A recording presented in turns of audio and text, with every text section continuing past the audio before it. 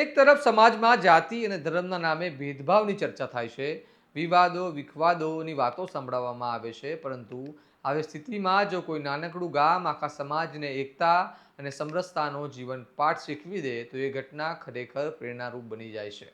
અરવલ્લી જિલ્લાના બાયડ તાલુકાના ગાબડ ગામમાં બનેલી એક એવી જ અનોખી ઘટના આજે સમગ્ર ગુજરાતનું ધ્યાન ખેંચી રહી છે. લગ્નનો એક સામાન્ય પ્રસંગ, પણ તેમાં જોવા મળ્યા ભાઈચારાના દ્રશ્ય જે દરેકને વિચારવા મજબૂર કરી દે. તો શું છે આ ઘટના અને કેમ આ ગામને સલામ કરવામાં આવી રહી છે, આવો વિગતે વાત કરીએ આ અહેવાલમાં.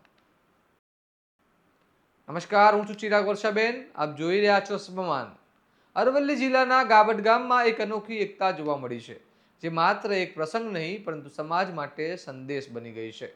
બંકિમભાઈ ભાનુભાઈ પટેલના પુત્રના લગ્ન પ્રસંગે ગામે જે દ્રશ્ય સર્જાયું તે આજે ચર્ચાનો વિષય બન્યું છે. સામાન્ય રીતે ગુજરાતમાં લગ્ન પ્રસંગે મામેરું મોસાળ પક્ષ દ્વારા આપવામાં આવે છે, પરંતુ અહીં કંઈ અલગ જ થયું. અહીં આખું ગામ જ મોસાળ બની ગયું. વણકર સમાજ, મુસ્લિમ સમાજ, લુહાર સમાજ, દરબાર સમાજ અને અન્ય તમામ લોકો એક સાથે ભેગા થઈને મામેરું લઈને પહોંચ્યા અને દ્રશ્ય માત્ર પરંપરાનું નહીં પરંતુ એકતાનું જીવંત પ્રતીક બની ગયું.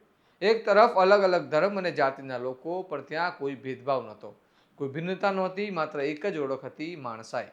શરણાઈના સૂર વચ્ચે જ્યારે ગામના લોકોએ એક પરિવારની જેમ સાથે ઊભા રહ્યા, ત્યારે એ ક્ષણોએ સાબિત કરી દીધું કે સાચી સંપત્તિ સોના ચાંદીમાં નહીં પણ સંબંધોમાં અને સંસ્કારમાં વસે છે. આ પ્રસંગે એ પણ બતાવ્યું છે કે વર્ષોથી ચાલી આવતી ભાઈચારા અને સમરસતાની પરંપરા હજુ પણ જીવંત છે. ત્યારે દેશના ઘણા ભાગોમાં સમાજ અને ધર્મ અને જાતિના નામે વહેંચવામાં આવે છે, ત્યારે ગાબડ ગામે પોતાની એકતાની સકારાત્મક સંદેશ આપ્યો છે. આ ઘટના માત્ર એક ગામ પૂરતી મર્યાદિત નથી, પરંતુ સમગ્ર સમાજ માટે એક પ્રેરણારૂપ છે કે જો આપણે સાથે રહીને પ્રેમ અને એકતાને જાળવી રાખીએ તો કોઈ પણ ભેદભાવ આપણને અલગ કરી શકતો નથી.